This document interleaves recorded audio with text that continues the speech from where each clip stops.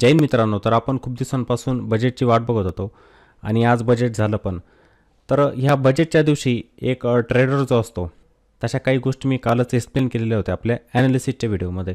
एक ट्रेडर जो असतो त्याने मार्केटमध्ये काय केलं पाहिजे आणि एक इन्व्हेस्टर जो असतो त्याने मार्केटमध्ये काय केलं पाहिजे, हे मी काल चांगल्या प्रकारे एक्सप्लेन केलेलं होतं. मग आजच्या दिवशी सर्वांनी अनुभव पण घेतलेला असेल. आपण जास्त वेळ आज लाईव्हवरती होतो पण, आणि त्या ठिकाणी आपण खूप काही गोष्टी शिकलो की मार्केटमध्ये आजच्या दिवशी आपण काहीच करायचं नसतं, शांत बसायचं असतं, फक्त मार्केटला वॉच करायचं. आजच्या दिवशी मार्केटमध्ये व्हॉलेटिलिटी खूप असते, मार्केटमध्ये उतार चढाव जास्त प्रमाणामध्ये आजच्या दिवशी येत असतात. तुम्ही लाईव्हवरती आजच्या दिवशी बघितलेलं असेल, कारण की खूप जण नवीन असतात, त्यांना मार्केटबद्दल माहिती नसते. त्यांना काय वाटतं की एखाद्या कंपनीचा स्टॉक आहे, तो आता मला खाली मिळतो आहे, मी त्याला ताबडतोब बाय केलं पाहिजे, मी त्याला बाय करणार आणि मोठं प्रॉफिट बनवण्याचा प्रयत्न करणार. पण त्यांना माहीत नसतं की हा स्टॉक जो आहे अजून किती खाली जाणार. तुम्हाला थोडंसं वरती पण जाताना दिसेल, पण नंतर पुन्हा खाली येतो. मग अशा वेळेला तुमचं नुकसान होत असतं. त्यामुळे असे इव्हेंट जे असतात ना, त्या इव्हेंटच्या दिवशी कोणीही ट्रेडिंग करायची नसते. ऑप्शन ट्रेडिंग असू द्या किंवा तुम्ही इक्विटीमध्ये काम करत असाल तर त्या ठिकाणी पण करायचं नसतं. ज्या व्यक्तींनी आज ऑप्शन ट्रेडिंग केलेलं असेल इंट्राडेमध्ये पण, किंवा ओव्हरनाईटमध्ये कॉल ऑप्शन बाय करून ठेवला, पुट ऑप्शन बाय करून ठेवला, मार्केट एवढं व्हॉलेटाईल होतं, अपसाईड डाऊन साईड मूव्ह दिले मार्केटने, त्यामध्ये त्यांचं नुकसान नक्की झालेलंच असणार. त्यामुळे ती ॲक्टिव्हिटी करू नका. मी एका शॉर्ट व्हिडिओमध्ये पण तुम्हाला सांगितलं होतं, आणि कालचा जो व्हिडिओ होता आपला ॲनालिसिसचा त्यामध्ये पण सांगितलं होतं. आता जे केंद्रीय बजेट झालं त्यातील काही महत्त्वाचे मुद्दे, त्याचा मार्केटवरती थोडा परिणाम झाला. मार्केट रिकवर झालं नंतर, पण परिणाम थोडा झाला मार्केटवरती, आणि सामान्य व्यक्तीवरती पण त्याचा परिणाम होणारच आहे. हे बघा, आपण स्टॉक मार्केटमध्ये काम करतो, इक्विटीमध्ये काम करत असतो, तर आपल्याला आलेलं जे प्रॉफिट असतं ना, ते जास्तीत जास्त कसं आपल्याजवळ ठेवता येईल आपण त्याचा प्रयत्न करतो. पण गव्हर्नमेंटने जर या ठिकाणी आपल्याला टॅक्स लावला, तो पण जास्त प्रमाणात असेल, तर आपलं पण त्या ठिकाणी नुकसान होणारच आहे. आपल्याला मिळालेलं जे प्रॉफिट असतं त्या प्रॉफिटमधील काही भाग जो आहे तो सरकारला जाणार, बरोबर ना. आपलं प्रॉफिट आपोआप कमी होऊन जात असतं. मग तीच गोष्ट आजच्या बजेटमध्ये झाली. एक एक गोष्ट मी सविस्तरपणे सांगणार. महत्त्वाची गोष्ट पहिली काय होती, आपण काय म्हटलो होतो की सर्वात जास्त परिणाम जो होऊ शकतो कशाचा, कॅपिटल गेन टॅक्स. जर या ठिकाणी कॅपिटल गेन टॅक्स वाढवले तर मार्केटवरती त्याचा इम्पॅक्ट पडू शकतो.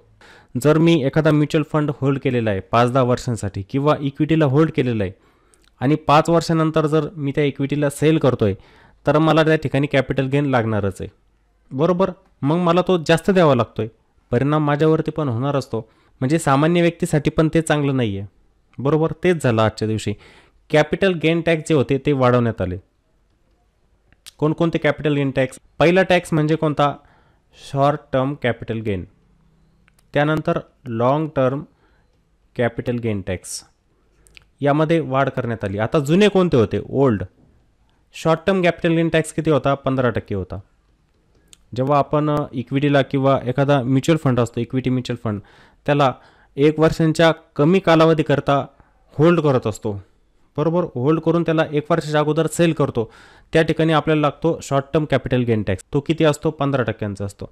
त्यानंतर long term capital gain tax. Long term capital gain tax किती असतो, मग तो 10% असतो.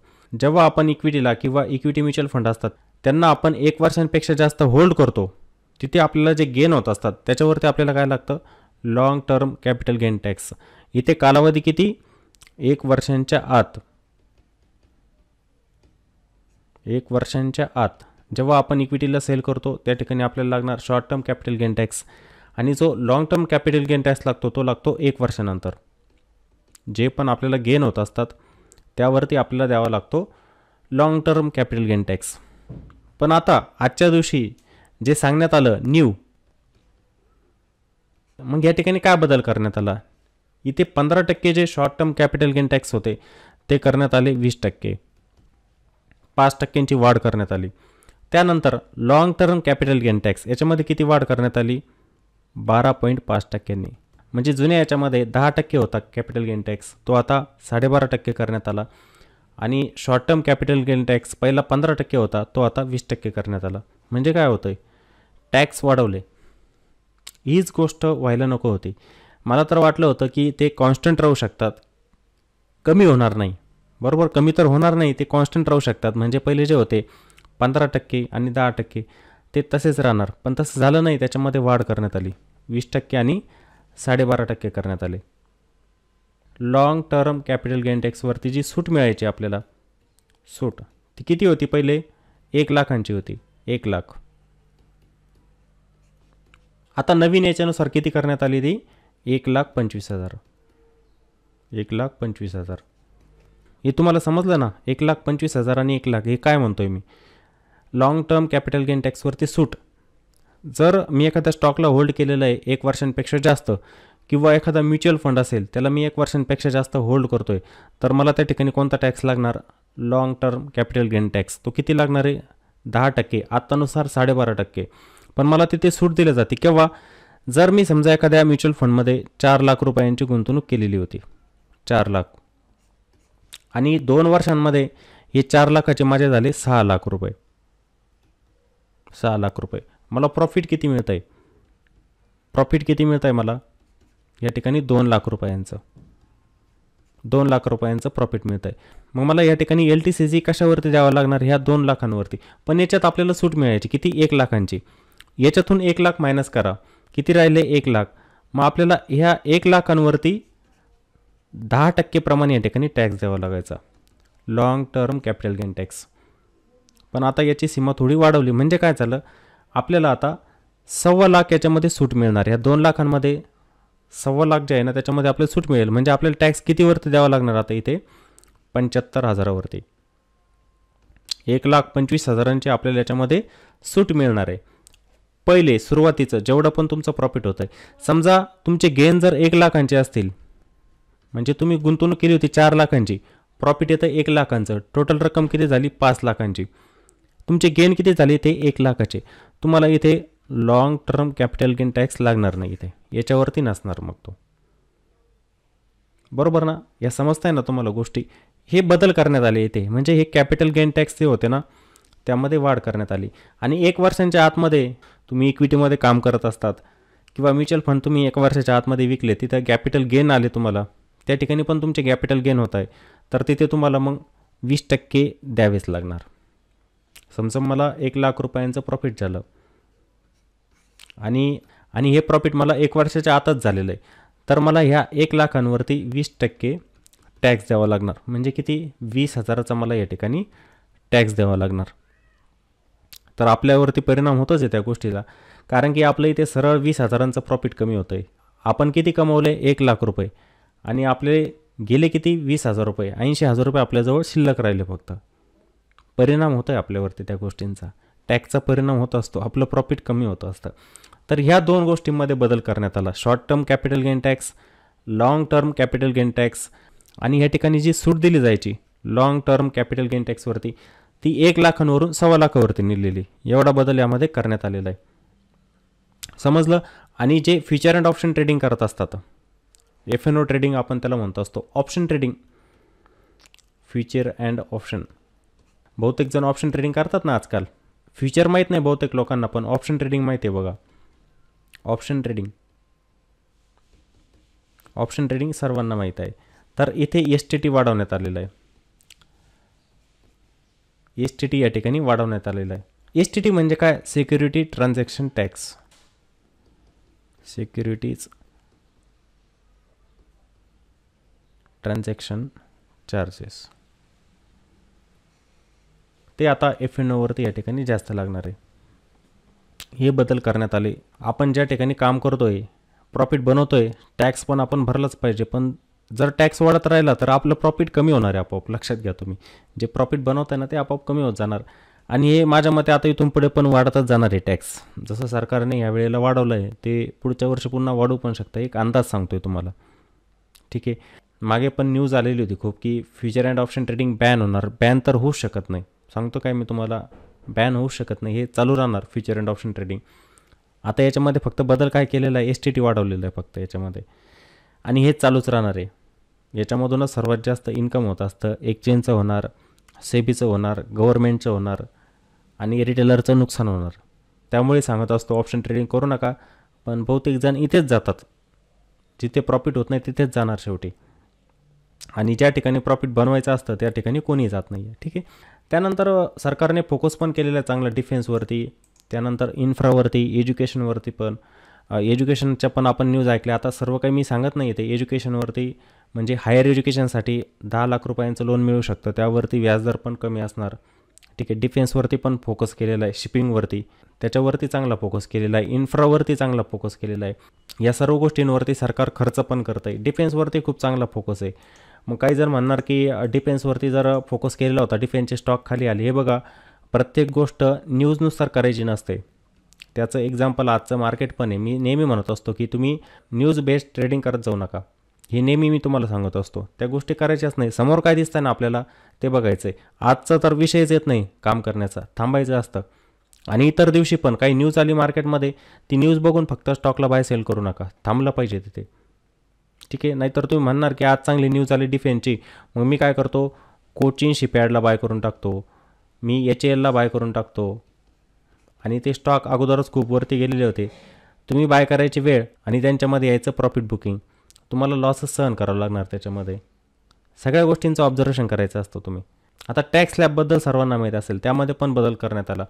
तो बदल कसा करण्यात आला ते पण मी थोडक्यात सांगतो तुम्हाला. टॅक्स स्लॅब प्रत्येकाला माहीत पाहिजे. प्रत्येक जो नोकरी करतो, बिझनेस करत असतो, आपले जे टॅक्स स्लॅब असतात ना, त्याबद्दल प्रत्येकाला माहिती असलीच पाहिजे. जे आपलं वार्षिक उत्पन्न असतं त्यानुसार आपल्याला टॅक्स द्यावा लागतो सरकारला.